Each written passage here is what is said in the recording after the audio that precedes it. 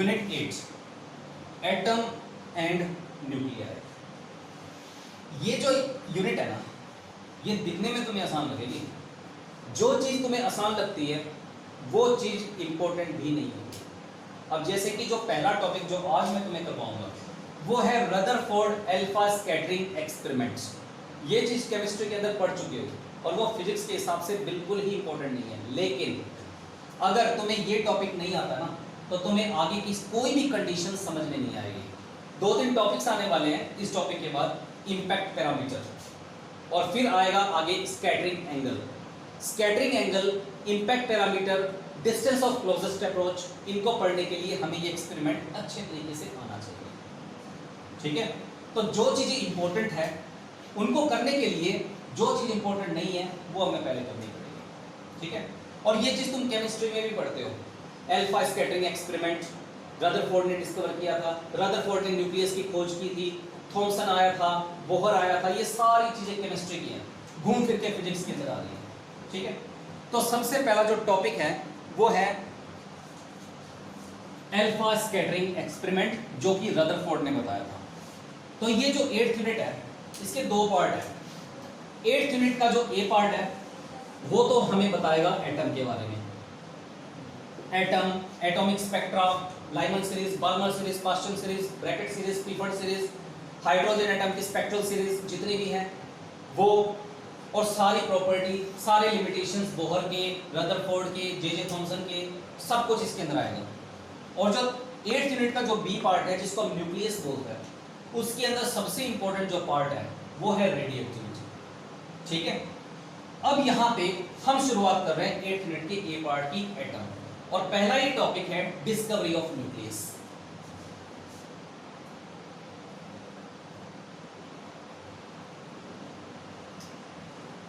Discovery of nucleus ये किसने किया था? रदरफोर्ड ने। तो इस एक्सपेरिमेंट का नाम है Rutherford alpha scattering experiment. Rutherford alpha scattering experiment. और इस एक्सपेरिमेंट के बाद न्यूक्लियस की खोज भी हुई थी।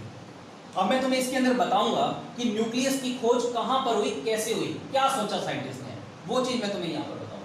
लेकिन उससे पहले एक्सपेरिमेंटल सेटअप है। उस एक्सपेरिमेंटल सेटअप के अंदर बहुत सारी चीजें हैं।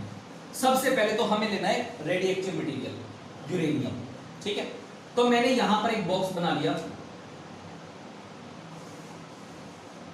ये कैविटी है, कैविटी बोल लो या बॉक्स बोल लो, कुछ भी बोल लो, और ये बनी हुई होती है लेड की, तो इसको हम बोलते हैं लेड कैविटी। और यहां पर पड़ा होता है यूरेनियम, जिसको हम रेडियोएक्टिव मटेरियल बोलते हैं। कहीं पर भी अगर यूरेनियम पड़ा हो ना तो उसके अंदर से हार्मफुल रेज निकलती हैं। उसके अंदर से 3 तरीके की रेज निकलती हैं। एक तो निकलती है अल्फा रे, एक निकलती है बीटा रे, और एक निकलती है गामा रे।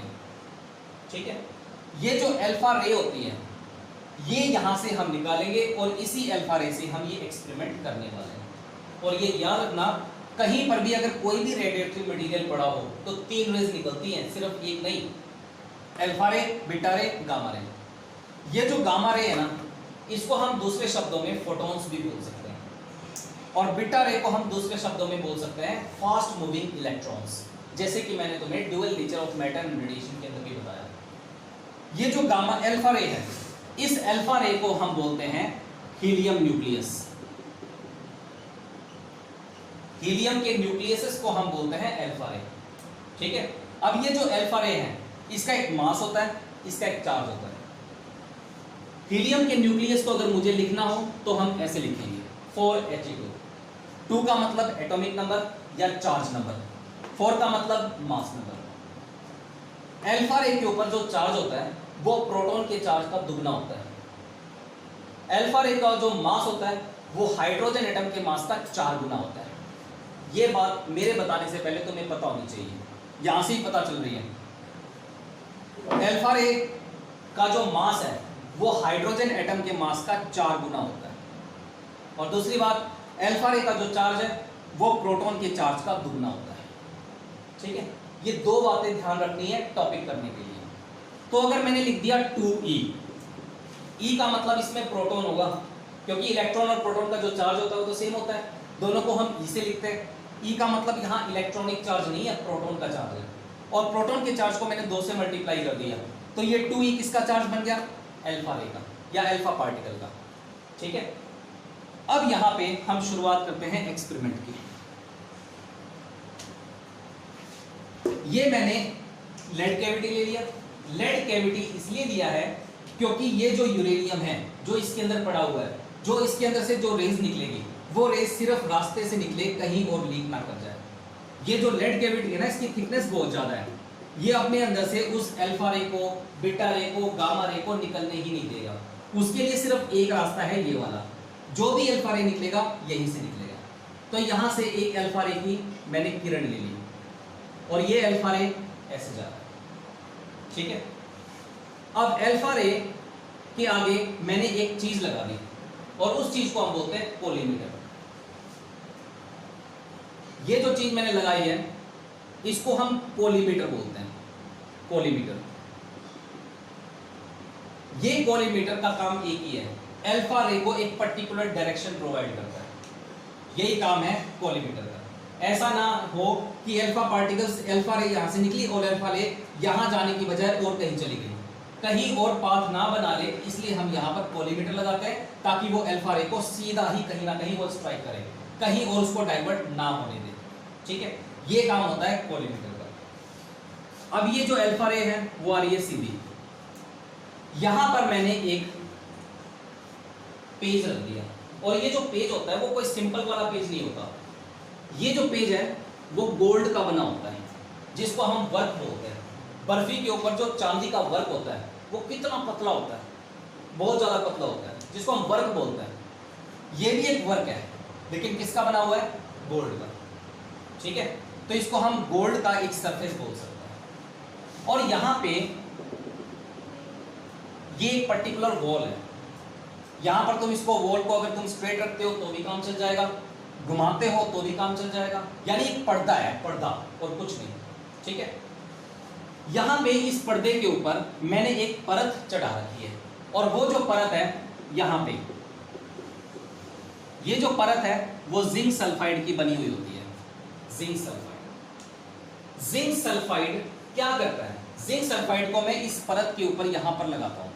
जिंक सल्फाइड का एक ही काम है कि जिंक सल्फाइड के सरफेस के ऊपर अगर अल्फा रे आके टकराएगी ना, वहां पर एक चमक पैदा होगी, इसलिए मैं इस पर्दे के सरफेस के ऊपर जिंक सल्फाइड का लेप कर देता हूं, ताकि उस प्लेट के ऊपर या उस सरफेस के ऊपर जैसे ही अल्फा रे जाके टकराए वहां पर एक चमक पैदा हो, फ्लोरोसेंस इफेक्ट देखने को मिले।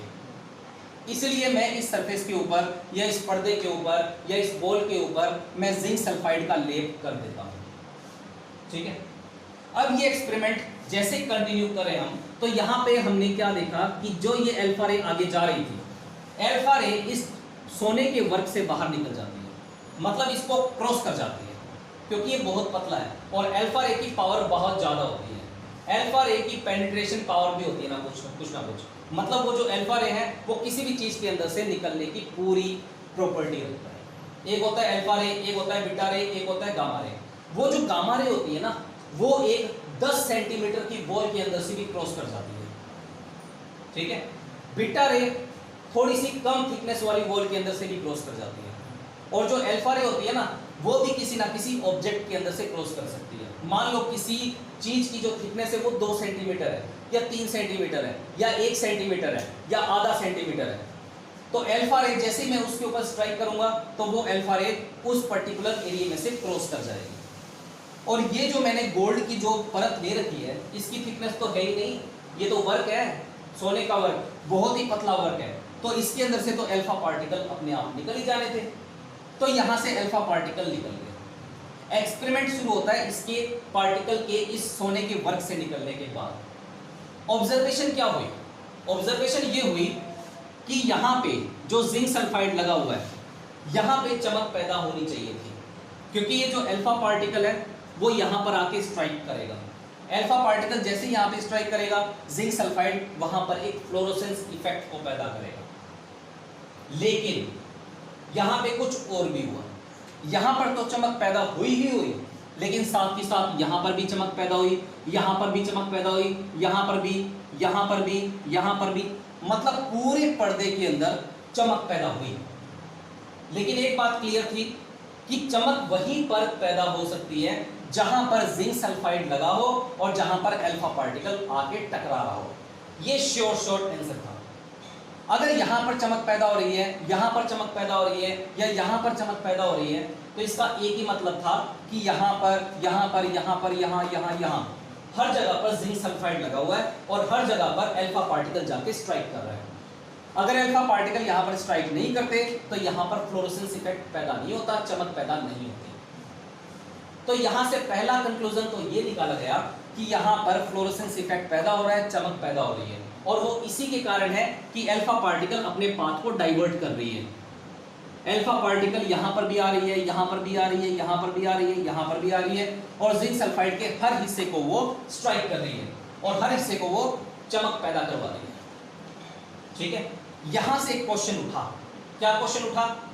कि ये जो अल्फा पार्टिकल की जो रे है वो तो मैंने सीधी भेजी थी, इसके अंदर से सीधी निकल के यहीं पर फ्लोरोसेंस इफेक्ट पैदा होना चाहिए था, लेकिन फ्लोरोसेंस इफेक्ट तो यहां पर भी पैदा हो रहा है, यहां पर भी हो रहा है। इसके पीछे क्या रीजन है? ये सबसे बड़ा क्वेश्चन था इस एक्सपेरिमेंट के बाद। फिर इस चीज के ऊपर रिसर्च हुई इस गोल्ड की परत के ऊपर। अब ये जो कोई भी गोल्ड की परत है या कोई भी परत हो, कोई भी पार्टिकल हो, कोई भी चीज हो, वो नंबर ऑफ पार्टिकल से तो बना होता है। Number of particles number of atom से बने होते हैं। नंबर ऑफ एटम्स के अंदर बहुत सारे नंबर ऑफ पार्टिकल्स होते हैं, जिसको हम इलेक्ट्रॉन, प्रोटॉन, न्यूट्रॉन और भी बहुत सारे एलिमेंट्री छोटे छोटे पार्टिकल्स होते हैं जो हमारी पहुंच में भी नहीं है। तो इन्होंने क्या किया, रदरफोर्ड और रदरफोर्ड की टीम ने, ये जो गोल्ड की जो प्लेट थी ना, गोल्ड की जो परत थी, इसके अंदर के पार्टिकल्स के बारे में स्टडी करना शुरू कर दिया। ठीक है, और इन्होंने एक कंक्लूजन निकाला कि ये जो अल्फा पार्टिकल आ रहा है इसके ऊपर पॉजिटिव चार्ज होता है। ये तो पता ही है, अल्फा पार्टिकल के ऊपर पॉजिटिव चार्ज होता है। क्यों? क्योंकि अल्फा पार्टिकल होते हैं हीलियम के न्यूक्लियस, और न्यूक्लियस किसी का भी हो उसके ऊपर तो पॉजिटिव चार्ज होगा। तो यहां पर अल्फा रे के ऊपर पॉजिटिव चार्ज है, अल्फा रे के ऊपर प्रोटॉन के चार्ज का दुगना चार्ज है, अल्फा पार्टिकल का मास हाइड्रोजन एटम के मास का 4 गुना है। मतलब इसकी सारी प्रॉपर्टी को देखते हुए इसको तो गोल्ड लीफ को पार करके सीधा यहां पर स्ट्राइक करना चाहिए था। यहां और यहां स्ट्राइक करने के पीछे क्या मतलब है उसका? फिर रदरफोर्ड और रदरफोर्ड की टीम ने इस गोल्ड की पत्ती जो भी हमने ली हुई है, इसके अंदर के पार्टिकल्स के बारे में स्टडी करना शुरू कर दिया, और फिर कंक्लूजन क्या निकाला कि अगर इस अल्फा रे के ऊपर पॉजिटिव चार्ज है और अगर वो अपने रास्ते से अगर भटक रहा है, यहां आ रहा है, यहां आ रहा है, तो इसका मतलब इस गोल्ड की जो लीफ ली हुई है मैंने, गोल्ड की जो परत ली हुई है, उसके अंदर कोई ना कोई ऐसी चीज है जो इस अल्फा रे को इग्नोर कर रहा है। ठीक है, अब यहां पर ये पॉजिटिव है, ये भी पॉजिटिव है, क्या ये पॉजिटिव इस पॉजिटिव के पास आना चाहेगा? कभी नहीं आना चाहेगा। अगर धीरे धीरे करके मैं इसको भेज भी देता हूं तो ये इससे रिपेल होके और कहीं चला जाएगा, क्योंकि ये पॉजिटिव इसको रिपेल कर रहा है। तो कंक्लूजन क्या निकला? कंक्लूजन ये निकला कि ये जो गोल्ड की जो परत है उसके अंदर कोई ना कोई ऐसी पॉजिटिव चीज है, पॉजिटिव चार्ज वाली चीज, जो इस अल्फा रे के पार्टिकल्स को इग्नोर कर रही है, रिपेल कर रही है। यहां से एक अंदाजा लगा और फिर उन्होंने उस अंदाजे को लेकर एक काम किया, एक्सपेरिमेंट किया। क्या किया कि लेट कर लिया था कि ये जो गोल्ड लीफ है वो जिन नंबर ऑफ पार्टिकल से बना हो, या जिन नंबर ऑफ मॉलिक्यूल से बनाओ, या जिन नंबर ऑफ एटम से बनाओ, उस एटम के अंदर बीचों बीच उन्होंने एक पॉजिटिव पार्टिकल एज्यूम किया। बस एज्यूम किया और इससे ज्यादा कुछ नहीं किया। ठीक है, तो अब उन्होंने क्या किया,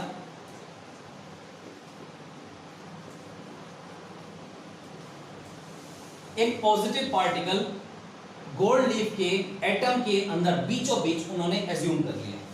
ठीक है, अभी तक इसका नाम नहीं पड़ा, अभी तक तो ये बस एक टीनी स्फेरिकल शेल है जिसके ऊपर पॉजिटिव चार्ज है जो उस एटम के बीचों बीच रह रहा है। ठीक है, अब यहां पर कोई भी एक अल्फा पार्टिकल आया ऐसे, ये जो अल्फा पार्टिकल है वो यहां तक आया, उसके बाद रुक गया, फिर वो अपनी डायरेक्शन में वापस हो गया। चलो ये तो ठीक है, लेकिन यहां पर एक अल्फा पार्टिकल की रे और आई। जैसे ही अल्फा पार्टिकल की रे आई, यहां तक आया, उसके बाद वो एक एकदम रिपेल हो गया। ये चीजें उनके सामने आने लगी। मतलब अल्फा पार्टिकल की रे आते ही या तो वो वापस हो जाती है या किसी बड़े से बड़े एंगल के ऊपर वो रिपेल हो जाती है। रिपेल होने के पीछे रीजन था उस एटम के बीचों बीच वो पॉजिटिव चार्ज। ठीक है, अगर उन्होंने सिंपल एक लेट किया हुआ था, प्रूव नहीं किया इस बात के लिए कि एटम के बीचों बीच एक पॉजिटिव चार्ज है, बस लेट करके देखा कि हमारा एक्सपेरिमेंट उसके अकॉर्डिंग सही होता है नहीं होता। तो ये जो चीजें हो रही थी कि अल्फा पार्टिकल जा रहा था वापिस आ रहा है, अल्फा पार्टिकल जा रहा था स्कैटर हो रहा है, अल्फा पार्टिकल जा रहा था अपने पाथ से डाइवर्ट हो रहा है, उसके पीछे रीजन उन्होंने इस चार्ज को माना। अगर यहां पर एटम के बीच में अगर कोई चार्ज ना होता तो यहां पे अल्फा पार्टिकल तो सीधा जा रहा था और सीधा ही निकल जाता, उसको डाइवर्ट होने की क्या जरूरत है, उसको रोकने वाला कौन था। तो इसलिए उन्होंने एज्यूम किया कि एटम के बीचों बीच एक पॉजिटिव चार्ज है जो अल्फा पार्टिकल को या तो 180 डिग्री के ऊपर वो टिल्ट कर रहा है और या फिर अल्फा पार्टिकल को किसी हाईएस्ट बड़े से बड़े एंगल के ऊपर वो घुमा रहा है। ठीक है, अब यहां पर अल्फा पार्टिकल्स की रे को मैं दूर करके भेजता हूं ऐसे करके थोड़ा सा आगे से, तो अल्फा पार्टिकल तो यहां पर भी डाइवर्ट हो रहा है, मतलब यहां पर एंगल ऑफ डाइवर्जन ये कम है। अगर यहां पर देखा जाए अल्फा पार्टिकल की रे ऐसे आ रही है और ऐसे जा रही है वापस, तो इसका मतलब 180 डिग्री के एंगल के ऊपर वो अल्फा पार्टिकल दोबारा घूम गया। ठीक है, इनके पीछे रीजन था टीनी कोर जो एक एटम के बीचों बीच एग्जिस्ट करता है। जब इनका पूरा एक्सपेरिमेंट कंप्लीट हुआ और इन्होंने ये देखा कि अल्फा पार्टिकल को जैसे जैसे मैं दूर करता जा रहा हूं अल्फा पार्टिकल का एंगल ऑफ स्कैटरिंग कम होता जा रहा है। उन्होंने क्या किया, फिर एक अल्फा पार्टिकल को काफी दूर से पास किया, काफी दूर से, न्यूक्लियस तो यहां पर रह गया यानी टीनी कोर यहां पर रह गया और एक अल्फा पार्टिकल को काफी दूर से पास किया।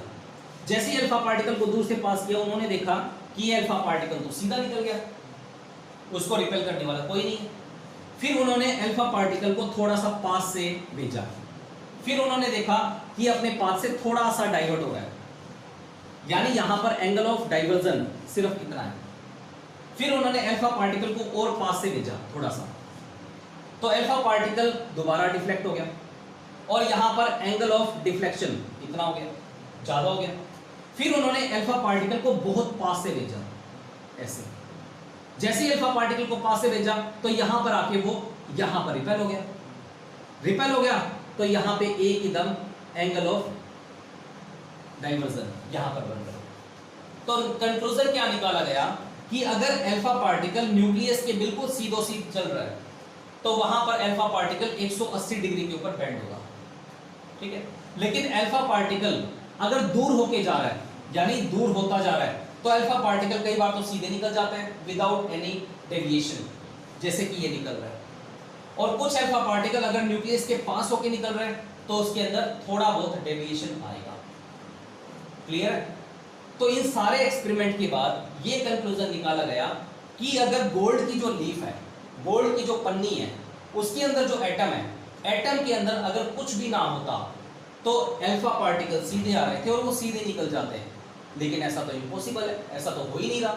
हो क्या रहा है, अल्फा पार्टिकल आ रहा है और अलग अलग पाथ के ऊपर डिफ्लेक्ट हो रहे हैं। उनके अलग अलग पाथ के ऊपर डिफ्लेक्ट होने के पीछे एक ही रीजन है, क्या, यहाँ पर ये टीनी कोर। जब इतना शॉर्ट हो गया तो इस टीनी कोर को एक नाम दिया गया, इसको क्या नाम दिया गया, न्यूक्लियस। ठीक है, ये जो न्यूक्लियस है ना, इसकी खोज करी थी रदरफोर्ड ने। इससे पहले एक साइंटिस्ट आया था और उस साइंटिस्ट का नाम था थॉमसन। वैसे तो साइंटिस्ट बहुत थे, केमिस्ट्री के अंदर तुम बहुत सारे साइंटिस्ट पढ़ने वाले हो इस रदरफोर्ड से पहले, लेकिन फिजिक्स के अकॉर्डिंग यानी फिजिक्स के अंदर जो व्यू है वो ये है कि रदरफोर्ड से पहले एक साइंटिस्ट आया था जे थॉमसन के नाम से। जे थॉमसन ने क्या कहा, जे थॉमसन ने ये कहा था कि जो एटम होता है ना, उसके अंदर पॉजिटिव चार्ज भी होता है और नेगेटिव चार्ज भी होता है और बिल्कुल बिखरे हुए होते हैं, कहीं पर पॉजिटिव चार्ज कहीं पर नेगेटिव चार्ज। कोई गारंटी नहीं है कि पॉजिटिव चार्ज कहां मिलेगा, नेगेटिव चार्ज कहां मिलेगा। बल्कि थॉमसन ने ये कहा था कि ये जो एटम मॉडल है उसको थॉमसन ने एक वाटरमेलन के साथ कंपेयर किया था। और वाटरमेलन है, वाटरमेलन के अंदर बीज होते हैं, कौन सा बीज कहां पर मिलेगा इस बात की कोई गारंटी थोड़ी ना है, कोई गारंटी नहीं है। हाँ, वाटरमेलन के अंदर जो बीज है वो यूनिफॉर्म तरीके से बिखरे हुए जरूर होते हैं। बिल्कुल वाटरमेलन के साथ थॉमसन ने अपने एटम मॉडल को कंपेयर किया और कहा कि जो एटम होते हैं उसके अंदर बीच की तरफ पॉजिटिव और नेगेटिव चार्ज यूनिफॉर्म तरीके से फैले हुए होते हैं। ठीक है, थॉमसन ने इस न्यूक्लियस के बारे में कुछ नहीं बताया था और ये बिल्कुल नहीं कहा था कि इस एटम के बीच में कोई ना कोई पॉजिटिव टीनी कोर होता है, ऐसा थॉमसन ने नहीं कहा। और इसलिए वो जे थॉमसन इस रदरफोर्ड की थ्योरी को एक्सप्लेन करने के लिए फेल हो गया। रदरफोर्ड ने तो एटम के अंदर न्यूक्लियस की डिस्कवरी कर दी थी, लेकिन थॉमसन इस बात से सेटिस्फाइड नहीं था। थॉमसन के अकॉर्डिंग तो बीच में कोई टीनी कोर होता ही नहीं, जितने भी पॉजिटिव और नेगेटिव चार्ज है वो तो बिखरे हुए होते हैं, तो इसलिए वो इस न्यूक्लियस को एक्सप्लेन ही नहीं कर पाया, इसलिए ये थॉमसन की थ्योरी फेल हो गई। पहला रीजन तो थॉमसन की थ्योरी को फेल होने का यही है कि रदरफोर्ड ने जो डिस्कवरी की, जो इन्वेंशन किया, उसके बारे में थॉमसन ने कुछ भी नहीं कहा। ये बिल्कुल नहीं कहा कि न्यूक्लियस हो सकता है या नहीं हो सकता, बिल्कुल चुप रह गया। इसका मतलब थॉमसन की थ्योरी वहां पर रुक गई, फेल हो गई। पहला रीजन तो थॉमसन की थ्योरी के फेल होने का ये है। दूसरा रीजन है कि ये जो थॉमसन है, अगर इसके अकॉर्डिंग अगर एटम ये है तो हाइड्रोजन एटम के एटॉमिक स्पेक्ट्रा को उसको समझाना चाहिए था। मतलब लाइमन सीरीज आती है, बाल्मर आती है, पास्टन आती है, ब्रैकेट आती है, पीफंड आती है, ये सारी की सारी स्पेक्ट्रल सीरीज होती है हाइड्रोजन एटम की, उनको वो समझा देता, उनको भी नहीं समझा पाया। तो इन दो लिमिटेशंस के कारण ये जो थॉमसन है उसकी थ्योरी फेल हो गई। कौन सी दो लिमिटेशंस है? पहली लिमिटेशन तो ये है कि वो डिस्कवरी ऑफ न्यूक्लियस से सेटिस्फाइड नहीं था, और ये इस बात को भी नहीं समझा पाया था कि अगर अल्फा पार्टिकल अगर ऐसे आ रहे हैं तो सीधे क्यों नहीं जा रहे, वो अपने पास से विचलित क्यों हो रहे हैं, अगर अल्फा पार्टिकल ऐसे आ रहे हैं तो ऐसे क्यों चला गया, इस चीज को वो एक्सप्लेन नहीं कर पाया था। यानी डिस्कवरी ऑफ न्यूक्लियस के बारे में उसने कुछ भी नहीं बोला था, पहला रीजन।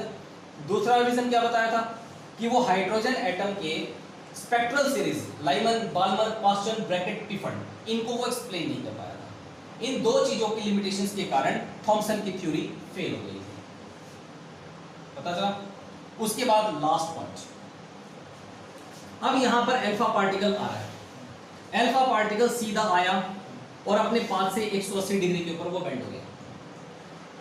यहां से लेकर यहां तक की बीच की डिस्टेंस को हमने बोल दिया r0, r बोल लो, r0 बोल लो। अब ये जो अल्फा पार्टिकल है उसके ऊपर चार्ज होता है प्रोटॉन के चार्ज का दुगना। ये जो न्यूक्लियस है गोल्ड का न्यूक्लियस है, और गोल्ड के न्यूक्लियस के ऊपर लेट कर लिया चार्ज है Zd, और Z का मतलब क्या होता है? एटॉमिक नंबर, और गोल्ड का एटॉमिक नंबर होता है 79, तो इसके ऊपर जो चार्ज हो गया वो हो गया 79 इंटू में E, ठीक है। अब जैसे ही अल्फा पार्टिकल यहां तक आया वो 180 डिग्री के ऊपर वापस चला गया। क्यों? क्योंकि इस न्यूक्लियस ने उस अल्फा पार्टिकल के ऊपर फोर्स ऑफ रिपल्शन लगा दी ना। वो फोर्स ऑफ रिपल्शन कितनी लगाएगा? 1/4 pi epsilon not into Zd into 2E divided by r0 का स्क्वायर। इतनी फोर्स ऑफ रिपल्शन लगती है अल्फा पार्टिकल और न्यूक्लियस के बीच में, इसलिए वो अल्फा पार्टिकल अलग अलग एंगल के ऊपर स्कैटर हो जाता है। और अगर वो अलग अलग एंगल के ऊपर स्कैटर हो जाता है तो यहां पे कंक्लूजन ये निकला कि जो एटम के बीच में जो टीनी कोर होता है वो न्यूक्लियस है जो उसको स्कैटर कर रहा है। तो इस तरीके से न्यूक्लियस की खोज हुई, ठीक है, पता चला। इसके अंदर एक ग्राफ है,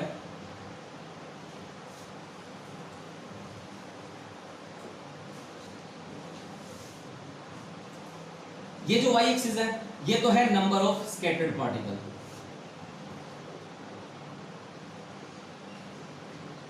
और ये है स्कैटरिंग एंगल।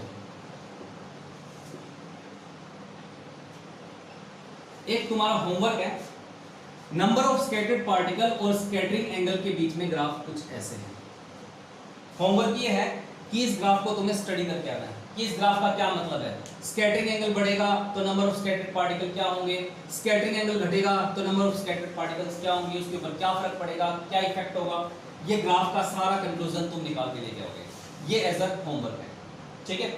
कल हम करेंगे आगे क्या है, impact parameter, distance of closest approach और हाइड्रोजन एटम की थ्योरी। ये 3 टॉपिक्स हम करेंगे कल, तो आज के लिए ठीक है।